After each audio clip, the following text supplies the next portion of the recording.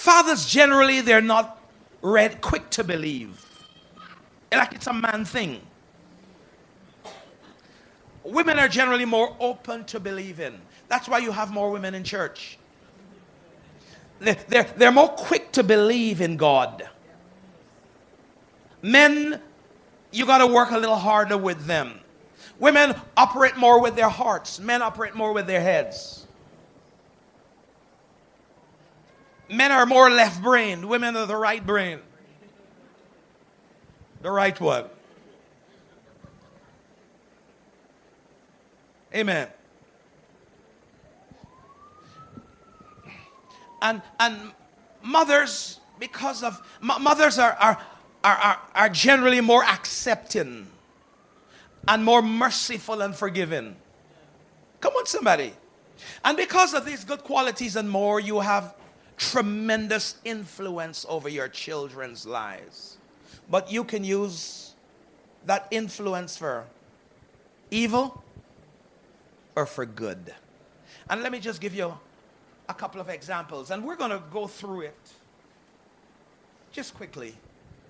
Genesis chapter 27. It's a good example. And I'm going to read from, so you got to work with me here. It says, and it came to pass that when Isaac was old and his eyes were dim, so that he could not see, he called Esau his eldest son. I want you to follow me and see this mother, how she used her influence for evil and not for good. And we want to learn from her. Yeah. He called his eldest son and said unto him, my son. And he said unto him, behold, here am I. And he said, behold, now I am old, and I know not the day of my death. Go on. Got to work with me fast. Now therefore take, I pray thee, thy weapon, thy quiver, and thy bow, and go out to the field, and take me some venison, and make me savory meat, such as I love, and bring it to me, that I may eat, and my soul may bless thee before I die. And Rebekah heard what Isaac spake to Esau, his son. And Esau went to the fields to hunt for venison and to bring it. And Rebekah spake unto Jacob, her son, saying, behold, I heard thy father speak unto Esau, thy brother, saying, bring me venison and make me savory meat, that I may eat and bless thee before the Lord, before my death. Now therefore, my son, obey my voice according to that which I command thee. Go now to the flock and fetch me from thence 2 good kids of the goat, and I will make them savory meat for thy father, such as he loved. And thou shalt bring it to thy father, that he may eat, and that he may bless thee before his death. First of all, what is she teaching him here to do? Come on. To deceive. To manipulate. Anybody else? Of course, to lie. Do you know there are mothers that are hearing what daddy has said and will take another child and whisper so. I hear your father saying so and so. Now I want you to do this. Just obey me. I'm your mother.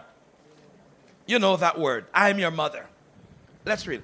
And thou shalt bring it to thy father, that he may eat, and that he may bless thee before his death. She's teaching him how to scheme. How to scheme for blessings. Go on. And Jacob said to Rebekah his mother, behold, Esau my brother is a hairy man, and I am a smooth man. My father peradventure will feel me, and I shall seem to him as a deceiver, and I shall bring a curse upon me, and not a blessing. And his mother said unto him, Upon me be thy curse, my son. Only obey my voice and go fetch me them. It's a sad story. Here are mothers using her influence to rob another son of his birthright. And somebody will say, I would never do that. But many times there are mothers who are doing it in different ways.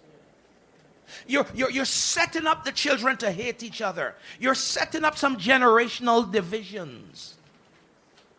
And you're using your influence for evil instead of for good. His mother said unto him, unto me be the curse, my son. Only obey my voice and go fetch me them. Sad, go on. And he went and fetched and brought them to his mother. And his mother made savory meat, such as his father loved. And Rebekah took goodly raiment of his elder son, Esau, which were with her in the house, and put them upon Jacob, our younger son. What is she doing? She's participating. Keep running. And he said, bring it near to me, and I will eat of my son's venison, that my soul may bless thee. And he brought it near to him, and he did eat, and he brought him wine, and he drank. And his father Isaac said unto him, come near now, and kiss me, my son.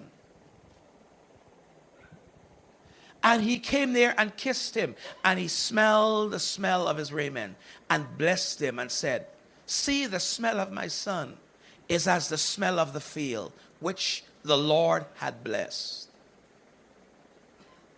Therefore God, he's pronouncing the blessing now. Therefore God, give thee of the dew of heaven, and the fatness of the earth, and plenty of corn and wine.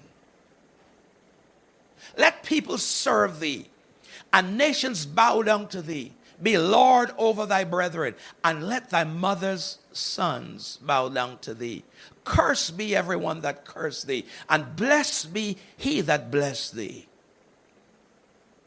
And it came to pass, as soon as Isaac had made an end of blessing Jacob, and Jacob was yet scarce gone out from the presence of Isaac his father, that Esau his brother came in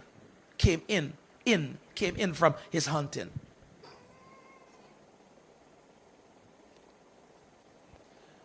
And he also had made savory meat, and brought it unto his father, and said unto his father, let my father arise and eat of his son's venison, that thy soul may bless me. And Isaac his father said unto him, who art thou? And he said, I am thy son, thy firstborn Esau. And Isaac trembled very exceedingly, and said, who could have killed the old man? Where is he that had taken venison and brought it me? And I have eaten of all before thou camest, and have blessed him. Yea, and he shall be blessed. And when Esau heard the words of his father, he cried with a great and exceedingly bitter cry, and said unto his father, bless me, even me also, O my father. Sad. Go on. And he said, thy brother came with subtlety, and had taken away thy blessing. And he said, is he not rightly named Jacob? For he had supplanted me these 2 times. He took away my birthright, and behold, now he had taken away my blessing. And he said, hast thou not reserved a blessing for me?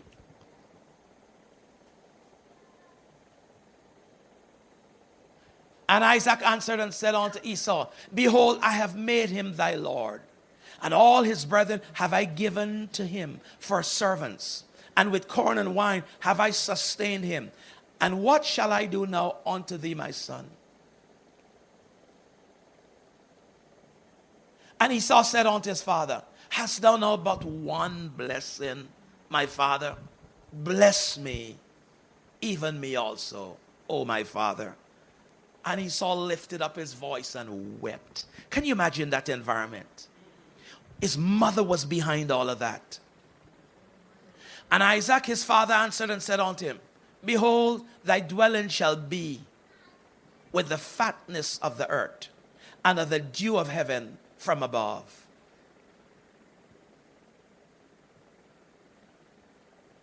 And by the sword shalt thou live, and shalt serve thy brother.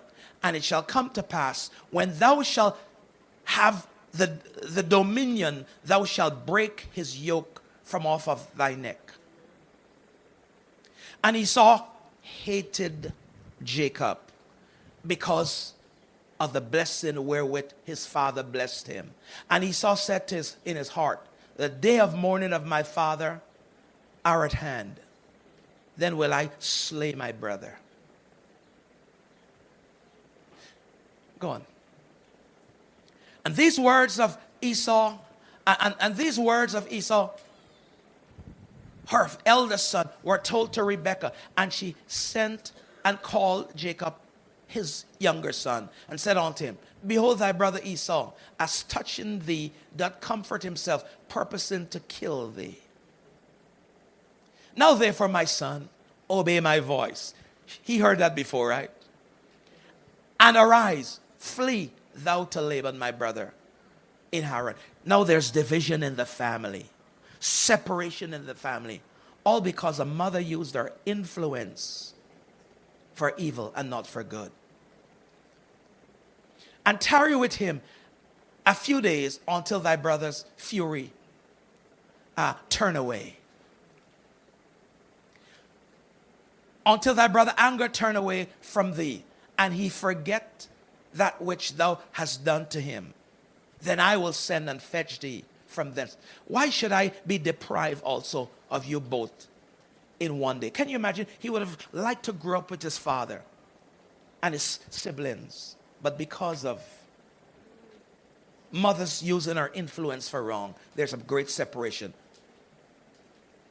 And Rebekah said to Isaac, I am weary of my life because of the daughters of Heth. If Jacob take a wife of the daughters of Heth, such as these, which are of the daughters of the land, what good shall be my life? Let's stop there. But you see how you can use your influence for evil and not for good. Then there's, of course, Herodias. You all know her, and I would not even go into her. But Herodias used her influence for evil, and asking for John the Baptist's head. And because of time, I would not go into detail. But you all know there is Timothy. You see in Timothy's lineage how his grandmother was a good woman, and Timothy's mother was a good woman. And that's why he said, Paul said to Timothy, to stir up the gift that is in you, which was first in your grandmother Lois. And then it was passed on to your mother Eunice. And I'm persuaded that it is in you. They passed on this greatness, this faith tradition from grandmother to mother. And now they were just passing it on to the grandson or to the son. I want to encourage you mothers in this house. You are very influential more than you realize. Use your influence for good and not for evil. Because it's easy to use your influence for evil. Sometimes when mothers get angry, and sometimes they're bitter against whether it's the father or because of the family feud, sometimes they can use their influence for evil and bring division in the home. They can make sons hate fathers. They can make daughters hate fathers. Let me tell you, father's imperfect. But don't use your influence to make your children hate their father. Sometimes you got to cover the father's nakedness, even though father is wrong. Use your influence for peace. Bring peace. Amen? Use your influence for good. But we have great mothers in this house. Amen? God bless you. Amen.